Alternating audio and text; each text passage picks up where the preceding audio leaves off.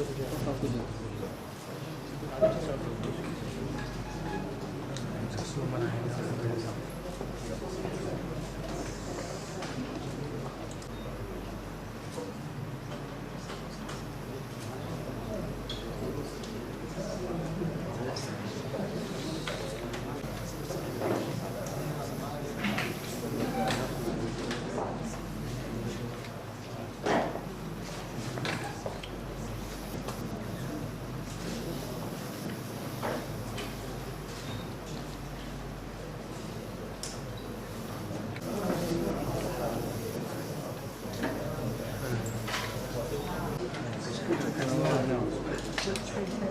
الله الرحمن الرحيم. السلام عليكم ورحمة الله وبركاته. مدحوينها جمهورية فدرالك الصومالية، رئيس الوزراء حكومة فدرالك، مدحوينياشا دولة goboleedyada kale. Salaam kadib waxay la mahadiyay maanta shirkii waqtashiga ahaa madaxweynaha jumhuuriyadda federaalka Soomaaliya oo dhammaan ugu casumay in maanta si wanaagsan uu kusoo gabagabo isagoo socday muddo 9 cisho ku dhawaad ah. Ajendayaashii meesha ku qornaa ee wasiirka arrimaha gudaha uu ka aqriyay waxaa farxad weyn aniga ii ah khudbadii maalintii ugu horreysay qayb ka mid ah dhigay Soomaaliya waa la nabadeyn karaa laakiin waa haddii ay daacadnimo jirto oo hadalkii ugu dambeeyay aan ka eri haddii ay siyaasadda ma midayn karnaa waxaa ilaahay ka rajaynaynaa annagana mas-uuliyiinta saaran tahay inaan u turjumno ficil oo ay ficil noqoto maadaama ummadda Soomaaliyeed oo malaayiin qof ay ila sugayso oo annaga ay maanta ka war dhowrayso waxa meeshan ka soo baxayo kasoo bixidda waxaa ka muhiimsan in ilaahay idinkiisa oo rajadaas nagu jirta iyo midnimada hadda naga muuqata dhammaanteed intana hortaale ee mas-uuliyadda ah inaan u turjumno ficil maadaama bini aadamkana ayna xisaabinayaan ilaahay nala xisaabtami doono intaa kadib waxaan leeyahay waxaa sharaf noo ah mar kale haddii aan nahay gobolka banaadir iyo caasimadii dalka ee hooyadii dalka inaan mar labaad iyo mar saddexaad idinku soo dhaweyno idin idhaahdo kusoo dhawaada gurigiina aad iyo aad ay umahadsantihiin salaamu calaykum waraxmatullahi wabarakaatu.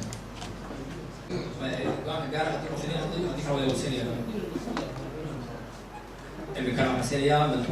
مدحوينها دولة بنتلان أنا قدوميها كل أضياف. بسم الله وها لقوله هذي وهري سؤالات السياسة أمنية دستورك يفضلين تدلك سيدركو وزير قاضية دبانتو دبنتي أكجاري شيء ونكسن وافق ونكسن عندنا نحي waxay nasiinaysaa fursad aan hore ugu soconno dalkana ugu adeegno si wada jir ah iyo samee ah Soomaalinimo ah wanaag uu ku jiro shirkan waa inuu xiray waa mahadsantahay dhamaantiin asugna madaxda baxay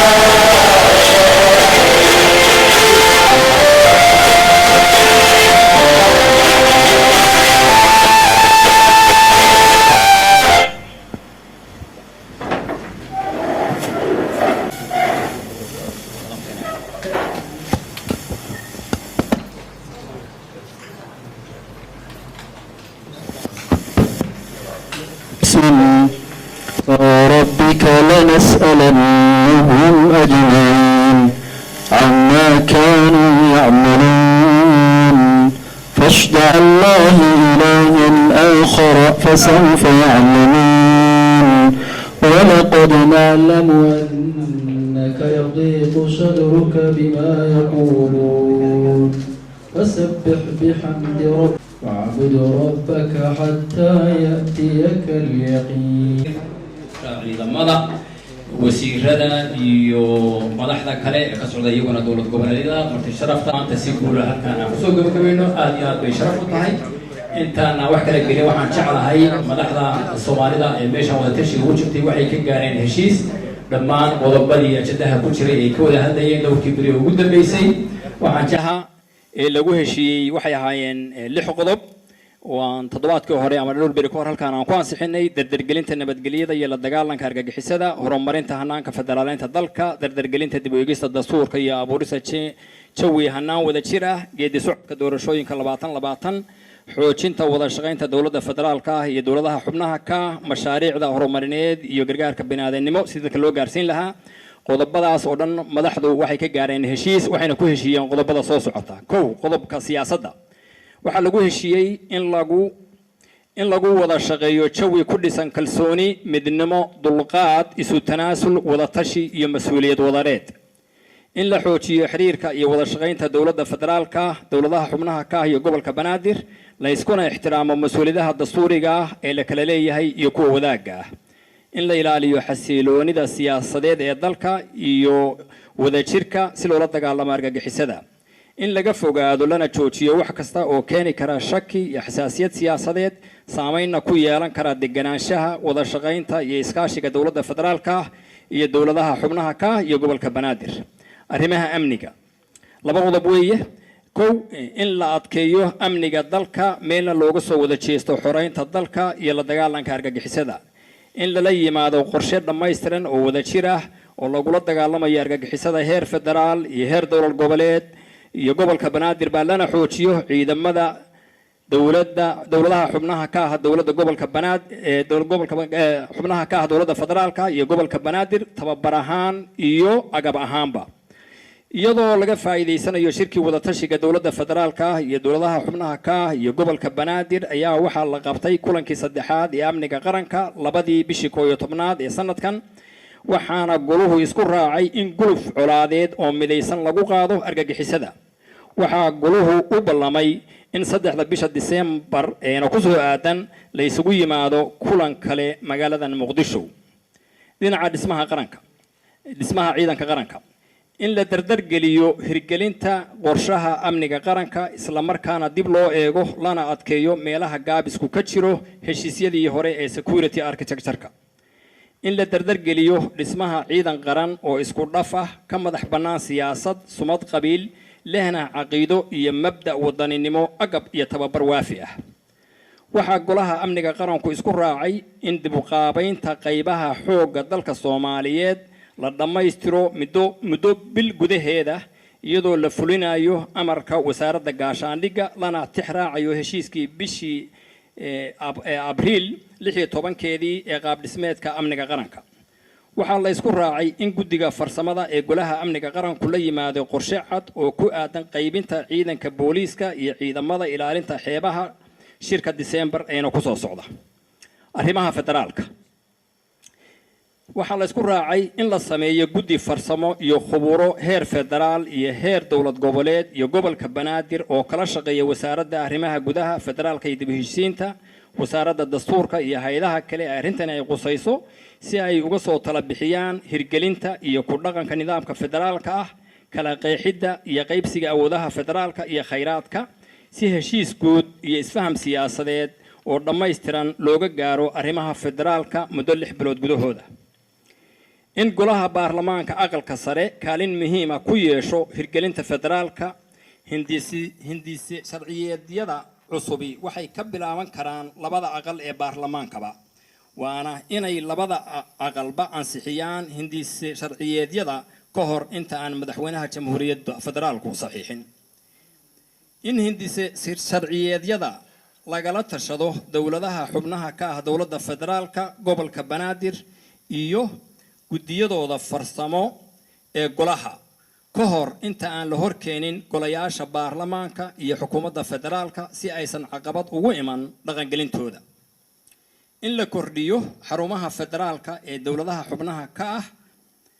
lana dhaadhiciyo adeegyada muhiimka ah sida baasaboorada iyo tasdiiqa shahaadooyinka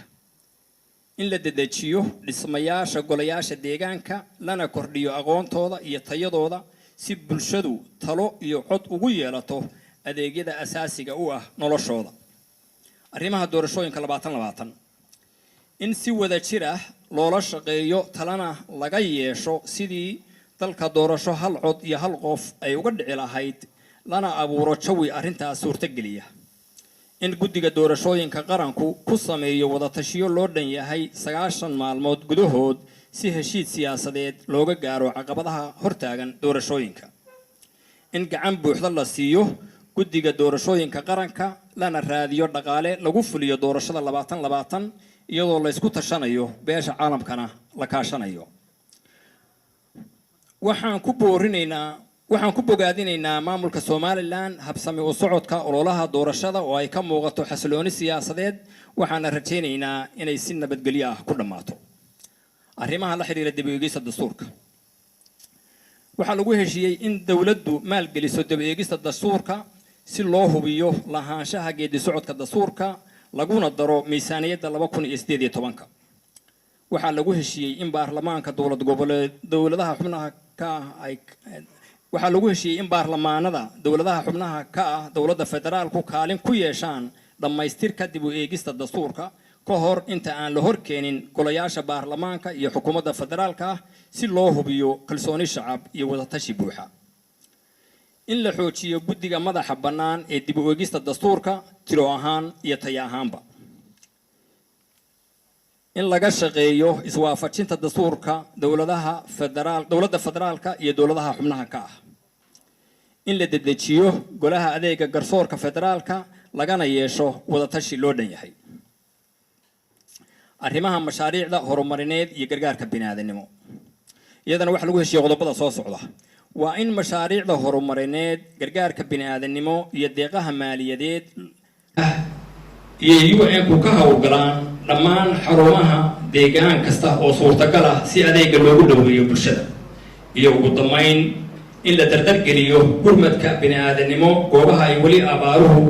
ku dameeyaan lana helo xal waara oo arrimahan looga hortago si kama damaysa intaina madaxdu imika ay ku saxiixdo heshiiskan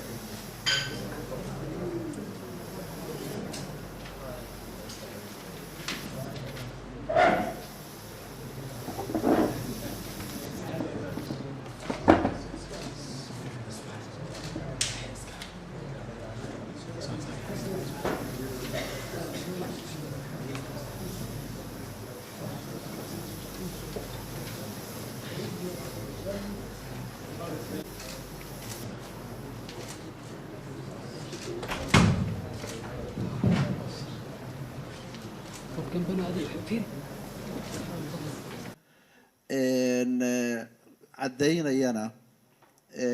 in Soomaaliya maanta ay tashatay rabtana inay hore u socoto dalka iyo dadkana loo adeego iyadoo laga fogaanayo wax kasta oo wuxuu dhimi karaa midnimadeena iyo wadajirkeena. waxaan ku heshiinay wada shaqayn, waxaan ku heshiinay in waxaa la yidhaahdo dowladaha kala duwan iyo qeybaha kala duwan ee dowladnimada, ama noqoto sharci dejinta, ama noqoto fulinta, ama maxkamad waxaa la yihahdaa cadaaladda, si wada jira in loo shaqeeyo, aragtimidana lagu wada shaqeeyo. waxaanu go-aan ku gaaray in Soomaaliya sida hadda ahayd tahay aysan ahaan karinin, dalkana uu u baahan yahay xoreyn u baahan yahay. runtii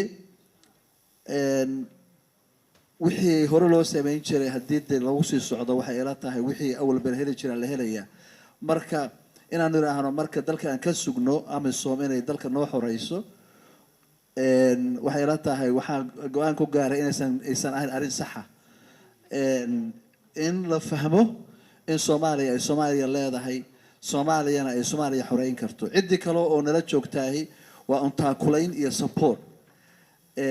laakiin in la fahmo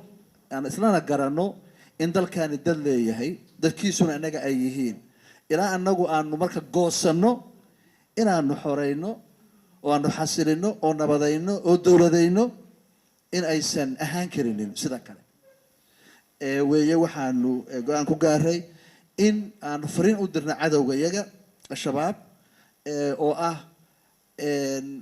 Soomaali weeye, haddii wanaagsanaadana soo hanuuna alxamdulilah, haddii kale in Soomaaliya ay tashatay maanta, farna ay tahay meel la wada socoto, diyaarna u tahay dalkeeda inay ay xoreyso. sida arrimaha kale oo dee cadowna kama hortegi karno, cadowna kama guuleysanayno, dalkuna horumar ma gaari karo. marka in lagu dadaalo in aanu dalka xasilino. sanad walba 4 sano yani waxaa la yidhaahdaa teram walba in 4 sano naga dhunto, micnaheedu waxaa weeye waxaanu mortgage garaynaynaa oo aanu iibsanaynaa oo aanu cunaynaa mustaqbalka 4 sano ee jiilasha soo socda. jiilasha soo socda minad waxaa weeye waxaanu isticmaalaynaa dad hadda aan nala joogin, aan fikir ku lahayn, aragti ku lahayn go-aamada aan gaarayno. marka go-aanka aan gaarayno iyagu waxba kuma laha, laakiin wuxuu ku leeyahay saameyn xoog leh. jiilasha soo socda go-aamadoodan hadda gaaraynaa, waqtigoodii baanu cunaynaa. marka in aanu u danayno, isu danayno anagu, u danayno mustaqbalkeena, u danayno dhallinyaradeena iyo jiilasha soo socda ayaanu runtii go-aan ku gaaray. taasaanu ku wada shaqaynayna. aada iyo aad baad u mahadsantihiin. guul iyo khayr ayaan rajeynaya Soomaaliya. waa mahadsantihiin.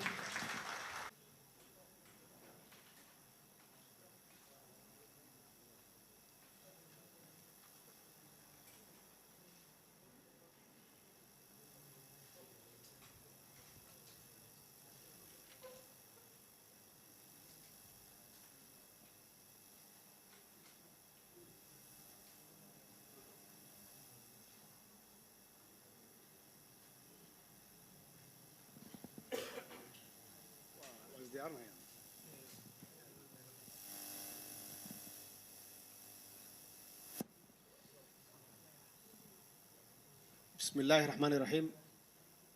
رئيس وزراء xildhibaanada labada gole inta nagala joogta,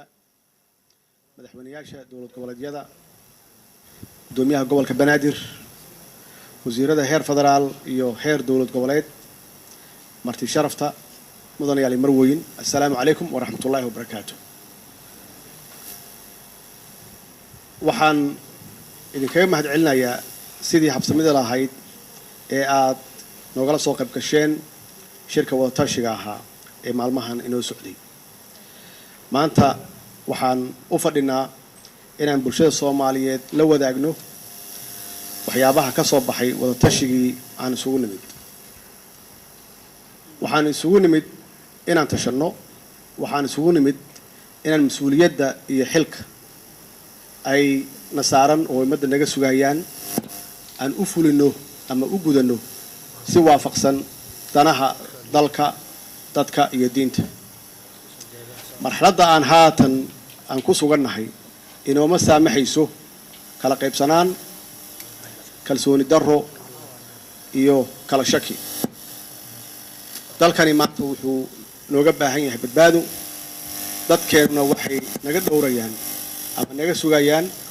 inaan ku hogaaminno waddo sax ah. sidaas darteed waxaan ku heshiinay inaan isu tanaasulno, waxaan ku heshiinay inaan is-aaminno oo aan ka wada shaqayno